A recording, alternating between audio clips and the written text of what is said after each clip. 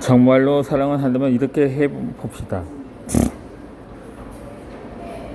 통계청 자료에 따르면 2020년 혼인 건수는 1970년 국내 혼인 통계 작성 이래 가장 적은 수치를 기록했습니다. 반면 이혼율은 아시아에서 1위였고 OECD 회원국 가운데서 9위에 달했다고 합니다. 이혼 사유로 가장 많이 언급된다는 성격 차이라는 네 글자로 실제로 얼마나 많은 이야기가 들어있는지 짐작조차 어렵습니다. 가장 적게 결혼하고 가장 많이 이혼하는 지금 시대의 실상을 보여주는 이 통계는 좋은 관계가 얼마나 어려운 숫자인지를 실감하게 됩니다. 성장 소설 중에 톰 소여의 모험과 다수의 명언으로 유명한 작가 마펑 트웨이는 사랑은 가장 빠른 것 같지만 모든 성장 중에 가장 느리다. 결혼 후 25년이 지나기 전까지 어떤 남자나 어떤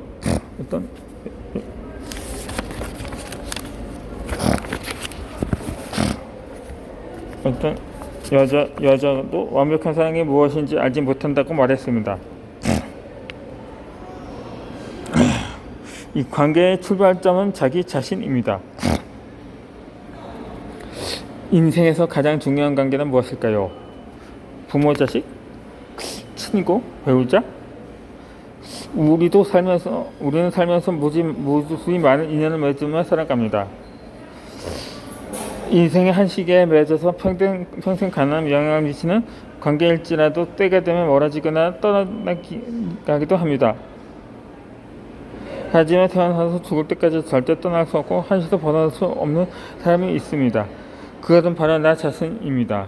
그 까닭에 명성가 루이스 헤이는 인생에서 가장 중요한 관계는 자기 자신과의 관계라고 하고 했습니다. 나 자신과 어떤 관계를 맺는지는 다른 모든 관계나 기초가 됩니다. 자기 자신은 인정하지 못하는 사람은 늘 그 사람에게 인상을 구하고 그쳐지지 않으면 그 관계가 무엇인지 인식합니다. 또한 스스로를 채찍질하고 감수하지 못하는 사람은 다른 사람에게도 채찍을 해주도록 그 관계가 무엇인지를 느낍니다. 공허한 것이며 깨닫게 된 중요한 사실이 하나 있습니다. 나는 나 자신과의 관계가 단단되어 있습니다. 다른 사람들과 좋은 관계를 맺기 위해 애쓰고 살았으면서 정작 나 자신과의 관계에서는 아무런 노력도 하지 않았습니다.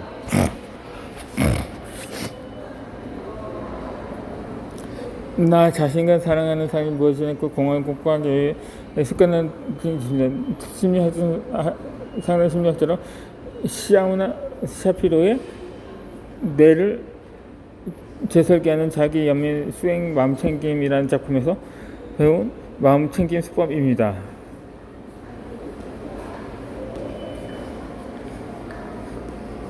매일 아침 나는 정신이 들자마다 비몽사몽한 상태에서 왼쪽 가슴에 손하고 심장과 박동을 느끼며 말합니다. 안녕 상철아, 오늘도 사랑한다 면서 처음에는 좀 민망했는데 하다 보니까 금방 익숙해졌습니다. 매일 아침 나를 반겨주고 사랑한다는 말과 함께 하루를 시작하는 이 습관이 엄청납니다. 내 머릿속에 보여줄 애정의 수도꼭지도 박혀서 하지만 나에게 애정을 길어나누는데 도움이 좀 많이 듭니다. 모든 용기하고 차에서 수건 관찰하고 양동이가 가득 찰 때까지 기다려야 합니다. 하지만 수도꼭지 안에 있다면 그도 돌려서 해주면 하면 됩니다. 아침마다 내 안에 쏟아지는 여기 애정을 하루 끝내게 시적에 살아갈 수 있는 에너지입니다. 나 자신과의 관계는 이렇게 바꿀 수가 있습니다. 반면에 우리는 세상을 바꿀 수 없습니다. 타인을 내 입맛대로 바꿀 수 없습니다. 인생을 내 뜻대로 살 수도 없습니다. 원하는 것을 다 얻을 수는 없습니다. 행복만 취하고 불안과 고통을 요리조리 피해갈 수 있는 사람은 없습니다. 다만 신은 우리에게 선물을 주었습니다.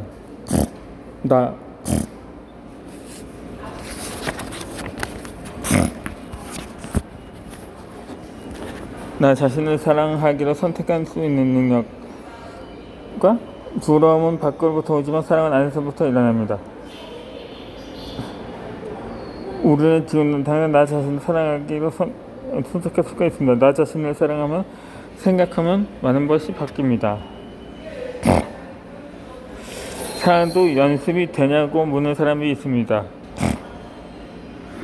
사랑의 기술에서는 사랑에 대한 흔한 오해들이 등장합니다. 사람들은 마치 백화점에서 저 물건을 고르듯이 사랑할 만한 적당한 대상을 찾기는 하면 쉽게 사랑할 수 있을 거라 착각합니다.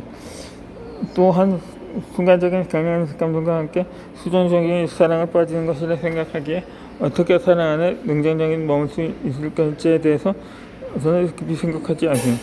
사람만큼 매번 엄청난 기대는 희망을 가지고 시작했다가 다소 실패하는 것도 또 없는데 사람들은 사랑의 실패로부터 배우려 하지 않습니다. 그 와중에 사회적 성공이나 명예, 돈, 권력을 위해서 모두 에너지를 쓰기 바빠서 진정한 사랑은 무엇인지 알고도 노력하지 않습니다. 그러한 사람들에게 저자의 푸름은 사랑은 본능이 아니라 능력이며 갈고 닦아야 하는 기술력을 표현합니다. 운송선수가 반복된 훈련으로 기술을 익히는 것처럼 사랑도 주도적인 연습이 필요합니다. 자기 자신을 사랑하는 것도 없으면 다른 사람을 진정으로 사랑하기 위해서는 두 가지 존재자가 하나를 합쳐지면서 동시에 온전한 둘로 남아있는 것은 연설적인 상태여야 하기 때문에 이 일에는 상당한 인격적 성숙이 요구됩니다.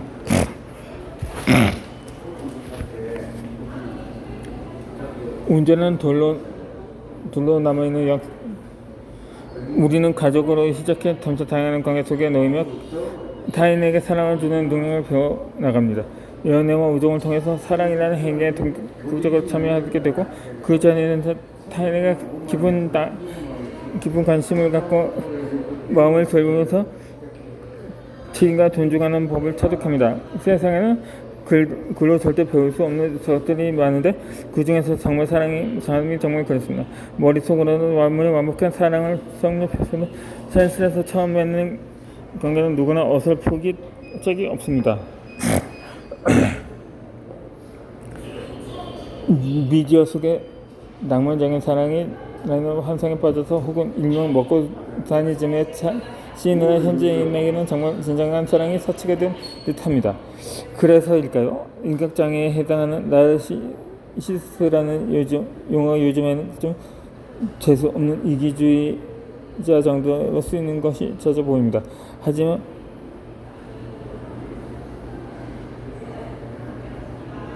나르시시스트의 자기에는 진정한 의미의 사랑이라고 할 수 없습니다. 그는 한 번도 사랑이라는 적극적인 행위에 주체로서 참여한 적이 없습니다. 이는 유교기에 나와 엄마가 잘 구별되지 않는 상태에 머무는 것과 비슷합니다. 이기적인 사람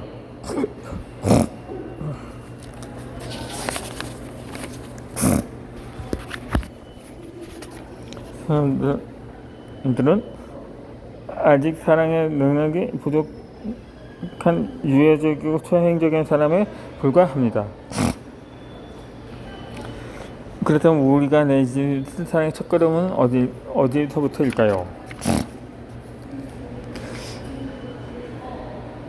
만약에 좋아하는 사람이 생기면 가까워지려고 노력하지만 역관적으로 우리는 가장 가까운 관계에서 가장 큰 상처를 받는다면 어떨까요?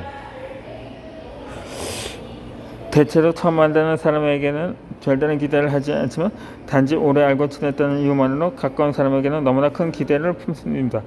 상대가 어떻게 행동할 것이라는 기대나 나를 어떻게 생각해 주었으면 좋겠다는 기대, 말하지 않아도 내 마음을 알아주길 바라는 기대. 그러나 채워지지 못한 기대는 실망을 바뀌고 심해 반복된 다음과 관계에 금이 갑니다.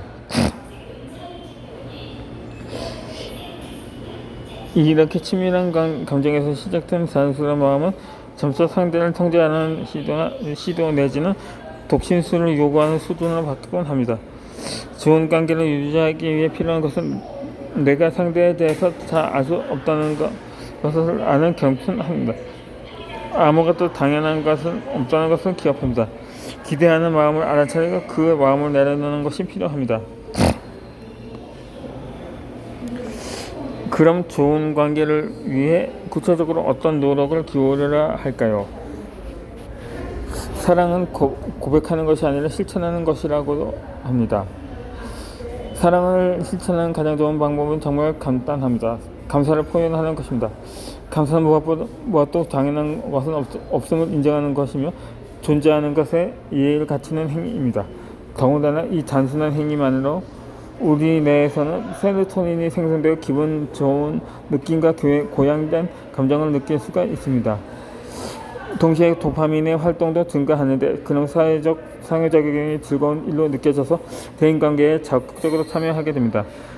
게다가 감사를 받는 이에게도 유사한 감정을 느껴나기에 서로에게 더 자주 표현할수록 든든한 사회적 지지망이 되어줍니다.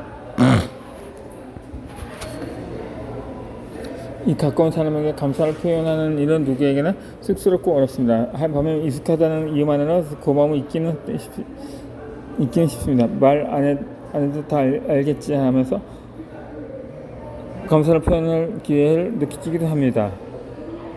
자신에게도 타인에게도 좋은 일을 아낄 이유가 없습니다. 가장 가까이 있는 나 자신에게 먼저 감사를 실천해 봅시다. 오늘 하루도 고생한 내 몸에 감사를 표현합시다. 식사를 할 때마다 새로운 에너지를 만들어주는 몸에 감사합시다. 가까운 사람들에게 매일 감사 표현을 합니다. 사랑의 첫 걸음은 거기서부터입니다.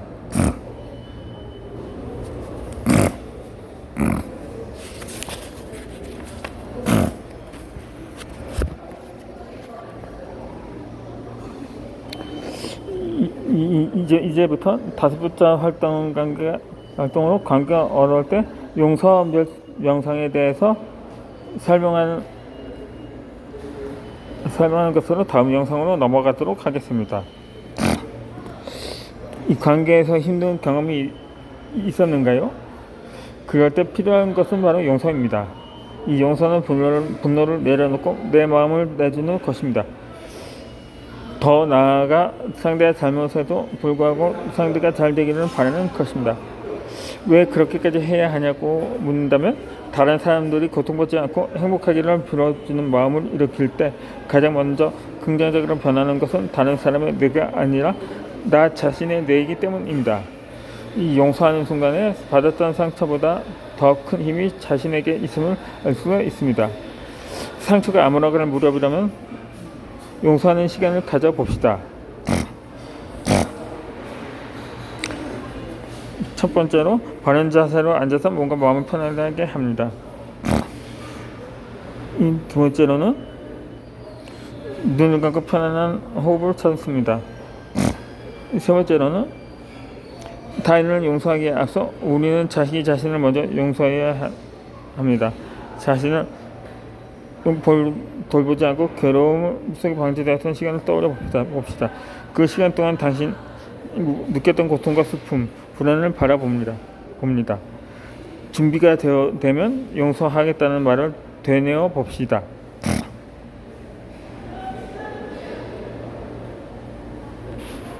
이제 나를 용서할 거야. 괜찮아. 다 용서할게 하면서 말입니다.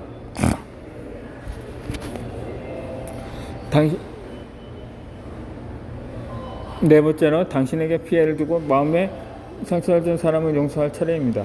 미워하고 원망하던 내 모습을 그려봅시다. 느껴지는 감정을 판단하지 말고 있는 그대로를 인정합시다. 이 용서를 함으로써 이제 내 마음에서 그 사람을 내보내는 겁니다. 마음이 가벼워지고 한층 자유로운 기분을 느낄 수가 있습니다. 준비가 되면 입 밖으로 말해봅시다. 당신을 용서할게요. 부디 당신을 완전히 흘려버릴 수 있다고 말입니다. 여섯 번째로 기꺼이 용서해 줄 때 어떤 마음이 드는지 집중해서 면밀히 느껴봅시다. 마지막으로 천천히 눈을 보는 것입니다. 이어지는 영상에서는 불안한 삶에 대해서 설명해 드리겠습니다.